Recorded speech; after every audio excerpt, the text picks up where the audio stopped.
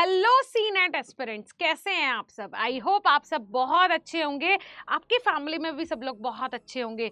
आज हम बात करने वाले हैं कि लास्ट के 50 दिन आपके पास बचे हैं। इन 50 दिन के लिए कौन सी वो स्ट्रेटेजी है जो हम फॉलो कर ले, कौन से वो नियम हैं अगर हमने फॉलो कर लिए तो हमें सरकारी कॉलेज मिल जाएगा, कौन कौन से सरकारी कॉलेज के लिए आपने आवेदन करना है, कैसे फिजिक्स तैयार करनी है, कैसे केमिस्ट्री तैयार करनी है, कैसे बायोलॉजी तैयार करनी है, कैसे नर्सिंग एप्टीट्यूड तैयार करना है, कैसे इंग्लिश तैयार करनी है। बचती है जनरल साइंस, वो एक्स्ट्रा है, उसको भी पढ़ना है क्या। ईच एंड एवरीथिंग के बारे में आज हम बात करेंगे।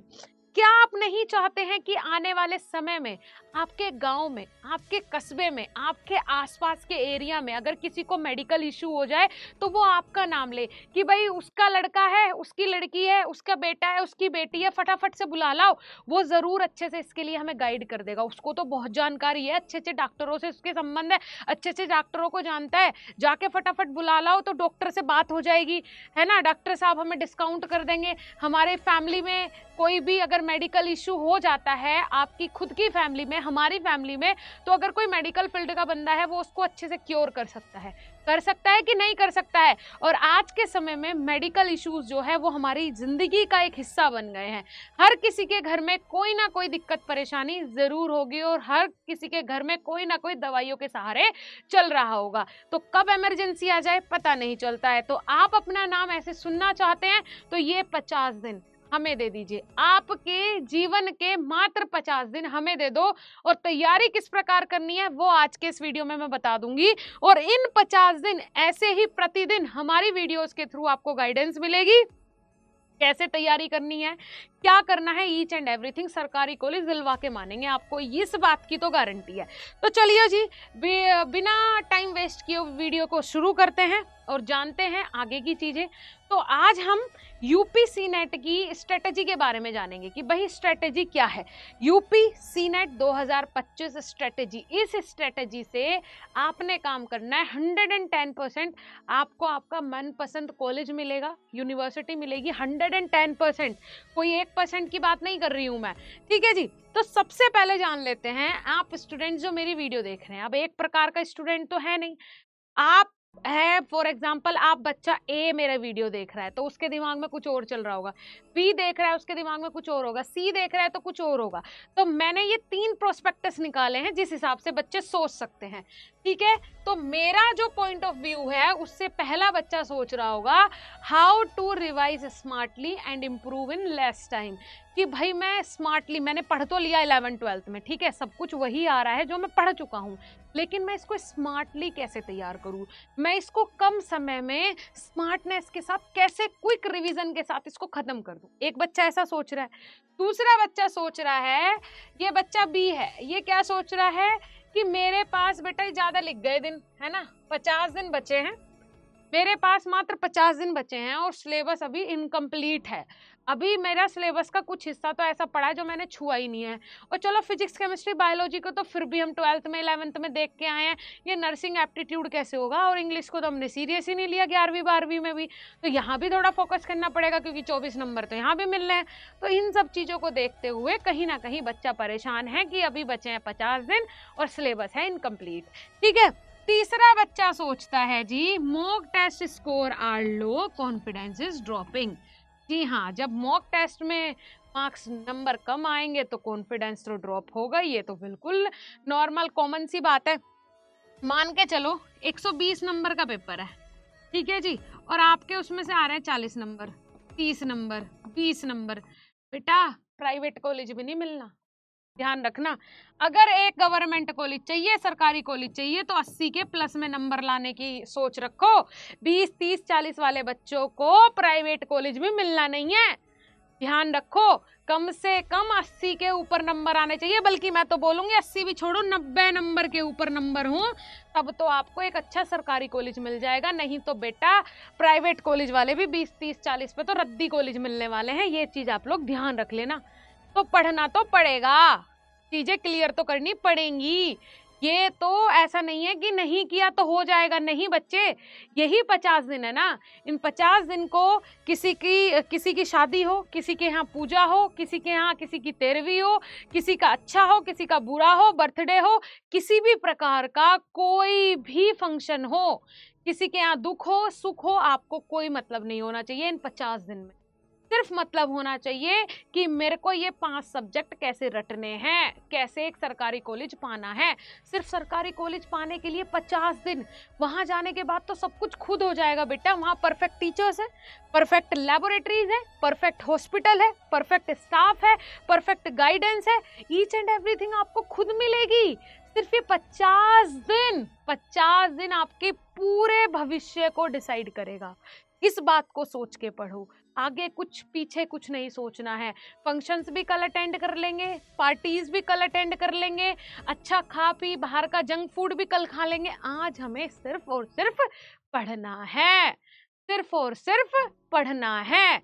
ठीक है जी, क्लियर हो रहा है? चलो नेक्स्ट बात कर लेते हैं। नेक्स्ट जो हमने लिया है यहाँ पे फिजिक्स। देखिए जी, सबसे टिपिकल सब्जेक्ट क्या लगता है आप लोगों को? फिजिक्स लगता है।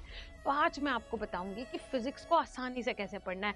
110% ये फॉर्मूला आपने अपना लिया ना, 110% गारंटी के साथ बोलती हूँ, फिजिक्स यूं लगेगी, यूं चुटकियों में तैयार होगी। कैसे जी? चलिए जान लेते हैं। वो तो जानना जरूरी है कैसे, है ना, पर ये चीजें फॉलो करनी पड़ेंगी बेटा। फिजिक्स 2 चीजों पे डिपेंड करता है, ठीक है। पहला है कंसेप्ट और दूसरा है फॉर्मूला, ठीक है। कंसेप्ट अगर क्लियर नहीं है, कैसे क्लियर होंगे? जब आप लोगों को फॉर्मूलाज आते हो, ठीक है। कुछ नहीं करना, पहले ध्यान से सुनो।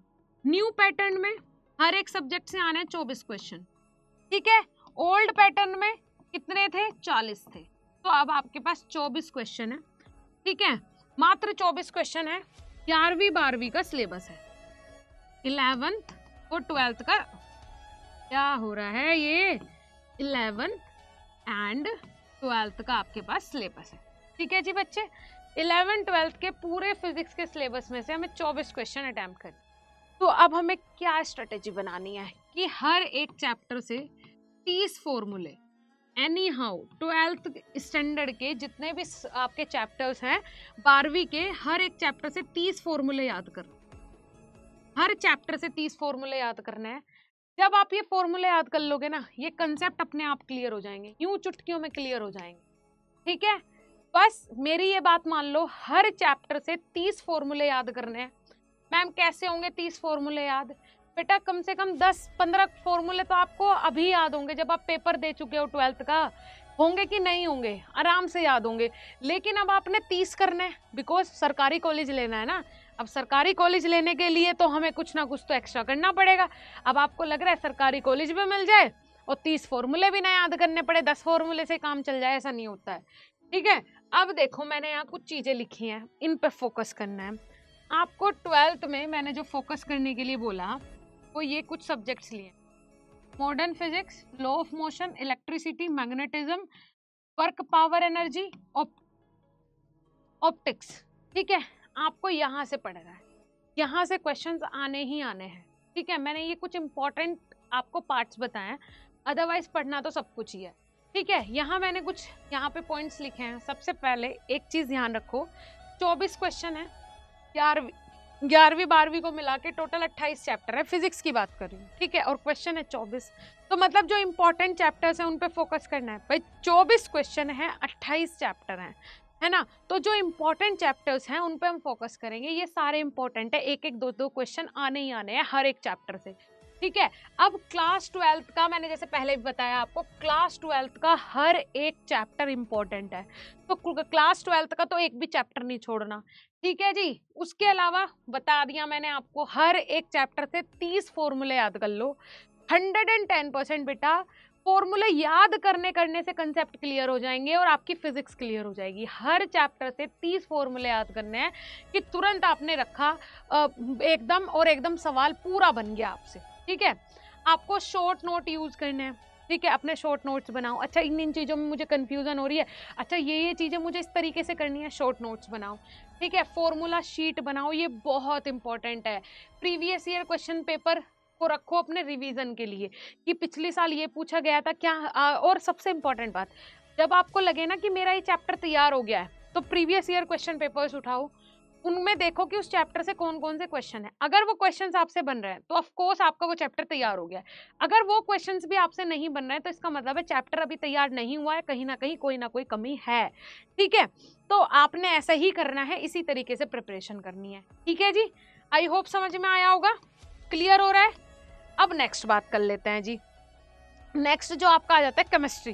तो केमिस्ट्री में जो पहला है अपना, पहला क्या है जी, सबसे पहले इनऑर्गेनिक। केमिस्ट्री को 3 पार्ट में डिवाइड किया गया है। ठीक है जी, इनऑर्गेनिक, ऑर्गेनिक और फिजिकल। ठीक है, इनऑर्गेनिक को आपने तैयार करना है रिवाइज इंपॉर्टेंट रिएक्शन। इनऑर्गेनिक में इंपॉर्टेंट रिएक्शंस को रिवाइज करना है, बार बार देखना है, रिएक्शंस करवा के देखनी है। ठीक है, सब चीजें बार बार रिवाइज करनी है, तो वो आपको, आप भूलोगे नहीं, है ना। कोई भी अगर आपके सामने आ जाती है, रिएक्शन आ जाती है या किस तरीके का न्यूमेरिकल आ जाता है, कुछ भी चीजें हैं वो आप आराम से सॉल्व कर लेंगे। ऑर्गेनिक में नेम रिएक्शंस, फंडामेंटल्स और मैकेनिज्म, इन 3 चीजों पे काम करना है। अगर ये 3 चीजें क्लियर हैं तो आपका पूरा का पूरा ये पार्ट केमिस्ट्री का क्लियर है, ऑर्गेनिक। ठीक है, फिर आ जाता है फिजिकल, सॉल्व नोट्स, PYQs और फॉर्मूला शीट। फिजिकल में भी आपने फॉर्मूला शीट बनानी है और हर एक चैप्टर से वही 20-20 फॉर्मूला याद करना है, तो आपका ये पार्ट भी क्लियर हो जाएगा। ठीक है जी, I hope you all are understand, समझ में आ रही होंगी आपको मेरी बातें, मुझे बहुत अच्छे से उम्मीद है। आ जाता है बायोलॉजी, जो सबसे इजी सब्जेक्ट है। ठीक है, हर एक स्टूडेंट को बायोलॉजी सबसे आसान लगता है, बिकॉज ना तो यहाँ न्यूमेरिकल सॉल्व करना है, ना ही यहाँ पे नेम रिएक्शंस देखनी है, ना ही यहाँ पे रिएक्शंस करवानी है। तो ये सब्जेक्ट जो है वो सबको सबसे आसान लगता है बायोलॉजी, क्योंकि इंटरेस्टिंग भी तो है, वो भी बात ठीक है। अब देख लेते हैं कि भाई कितने चैप्टर्स हैं और कितने क्वेश्चंस। तो बात वही आती है, 32 चैप्टर है, 24 क्वेश्चन है, तो अब क्या करें भाई, किस तरीके से तैयारी करें। तो आप लोग बॉटनी को 1% स्किप कर सकते हो कि भाई बॉटनी को बाद में देखेंगे। ठीक है, जो इंपॉर्टेंट चैप्टर्स हैं, जो इंपॉर्टेंट पॉइंट्स हैं, उनको देख लेंगे। लेकिन जूलॉजी आपको बिल्कुल स्किप नहीं करनी है, पूरी पहले जूलॉजी तैयार करनी है। जूलॉजी के पार्ट से मैक्सिमम क्वेश्चंस आने की संभावना होती है और मैक्सिमम क्वेश्चंस यहाँ से बनेंगे, 110% बनेंगे, अब तक बनते आए हैं। तो आप लोग ये वाला पार्ट जो है ना जूलॉजी, इसको 100% तैयार करो। ठीक है, पूरा फोकस इस पर होना चाहिए। बॉटनी को स्टार्टिंग में स्किप करो, लास्ट के 15 to 20 डेज में इसको अच्छे से देख लेंगे। ठीक है, बाद में रिवीजन के टाइम दोनों का रिवीजन कर लेंगे लास्ट 15 डेज में। ठीक है, क्लियर हो रहा है जी। चलिए, तीनों का समझ में आया किसको किस प्रकार से तैयार करना है। नेक्स्ट बात कर लेते हैं जी। अब लास्ट के 15 दिन बचते हैं भाई, चलो 50 दिन का शेड्यूल है। ठीक है जी, अब हमने 50 दिन में से मतलब अभी 55 दिन हमारे पास हैं। ठीक है, अब हमने 15 दिन का शेड्यूल बनाया है, 45 दिन हमारे पास बचते हैं। उसमें हमने फिजिक्स, केमिस्ट्री, बायोलॉजी देख लिया। लास्ट के 15 दिन में क्या करना है, किन पॉइंट्स पे फोकस करना है। तो 15 दिन से पहले ही पूरा सिलेबस निपटाना है बेटा। इन 15 दिन को गिन के मत बैठना एग्जाम डेट तक। जो मैंने आपको लास्ट 50 डेज बताया उनमें से 15 दिन हटा दो अपने, सिर्फ इतना ही टाइम है प्रिपरेशन का, तो बाद का तो रिवीजन का बचता है। ये चीज ध्यान रखना बेटा, वो तो प्रिपरेशन का टाइम सिर्फ 15 दिन हटा के है, ज्यादा समय नहीं है आपके पास। कभी ये सोच रहे हो बिल्कुल समय नहीं है। अब देखो, सबसे पहले लास्ट के 15 दिन में हमें क्या करना है, आपको जो नए टॉपिक्स हैं उनको पढ़ना एकदम बंद कर देना है, बिल्कुल नहीं पढ़ना है एक भी नया टॉपिक, सिर्फ रिवीजन करना है। Focus only on revision and mock test, ज़्यादा से ज़्यादा मॉक्स लगाने हैं, ज़्यादा से ज़्यादा रिवीजन करना है चीज़ों को। लास्ट के 15 दिन में हमें कुछ नया नहीं पढ़ना। इसका मतलब ये नहीं है कि कुछ छोड़ दो पढ़ने के लिए, इसका मतलब ये है कि अभी आपके पास लगभग 40 दिन हैं, उन 40 दिन में आप लोग पूरा का पूरा सिलेबस खत्म कर दो पढ़ के। ये बचेंगे 15 दिन सिर्फ रिवीजन। क्लियर हो रहा है? तो ये दिन रिवीजन के हैं, कोई पुराना टॉपिक बचना ही नहीं चाहिए जो हमें पढ़ना पड़े, सिर्फ रिवीजन करना पड़े। फिर analyse mistake and work on weak areas. Right, आपको ये एनालाइज करना है। मॉक्स लगा रहे हो, कंटिन्यू आप मॉक्स लगा रहे हो, तो एनालाइज करना है। अच्छा, इस वाले पार्ट में मेरी बार बार गलती हो रही है, चलो इसको ही, इस पे ही काम करते हैं और अगले मॉक में टेस्ट करेंगे कि मेरा ये वाला पार्ट जो था, वीक पार्ट जो था, वो क्लियर हुआ, वो स्ट्रॉन्ग हुआ कि नहीं हुआ। ठीक है। उसके बाद 3 टाइम रिवीजन, कम से कम एक टॉपिक का 3 बार रिवीजन करना है। जो इंपॉर्टेंट चैप्टर्स हैं उनका 3 बार रिवीजन करना है। इंपॉर्टेंट टॉपिक्स जो बार बार क्वेश्चन जहां से पूछा जाता है उसको बार बार रिपीट करना है। कम से कम जितने मैक्सिमम टॉपिक्स आपके तैयार हो गए और अगर उनसे एक भी सवाल बनता है तो आपका छूटे ना। सिर्फ तैयारी ऐसी करनी है और तैयारी हो जाएगी। बहुत आसान है, बहुत आसान है, बिल्कुल भी टिपिकल नहीं है। बस आपने सोचना है कि कैसे मैं करूं, कैसे मैं इस चीज को करूं, बस आपने सोचना है। बाकी सब चीजें बहुत आसान है। ठीक है, क्लियर हो रहा है? इसके अलावा बाकी तो कुछ बचता नहीं है। लास्ट के 15 दिन की भी हमने बात कर ली। और इसी प्रकार से अगर आप लोगों को कंप्लीट गाइडेंस चाहिए, चैनल को सब्सक्राइब कर लो। दूसरी बात, हमारे टेलीग्राम ग्रुप को जाके ज्वाइन कर लो, वहाँ पे आपको हर एक चीज़ की अपडेट मिल रही है। और जल्दी ही हमारा ऐप बीएसपी साइंस के नाम से प्ले स्टोर पे आ जाएगा। अगर आप ये वीडियो कुछ दिनों बाद देख रहे हैं तो शायद आ गया हो। आपको free of cost test series हमारी ऐप पे मिलेगी। नर्सिंग के एंट्रेंस एग्जाम के लिए, चाहे आप किसी भी स्टेट से हो, आप उस टेस्ट सीरीज से अपनी प्रिपरेशन कर सकते हैं। ठीक है, तो एक बार जाके देख लीजिएगा प्ले स्टोर पे, क्या पता आ गया हो। लेकिन अभी जब ये वीडियो अपलोड हो रहा है अभी तक ऐप नहीं बना है। हम आपकी तैयारी एकदम फ्री ऑफ कॉस्ट करवाएंगे नर्सिंग के एंट्रेंस एग्जाम की। तो मिलते हैं नेक्स्ट वीडियो में। इसको शेयर जरूर कर दीजिएगा। बहुत बहुत धन्यवाद। Thank you.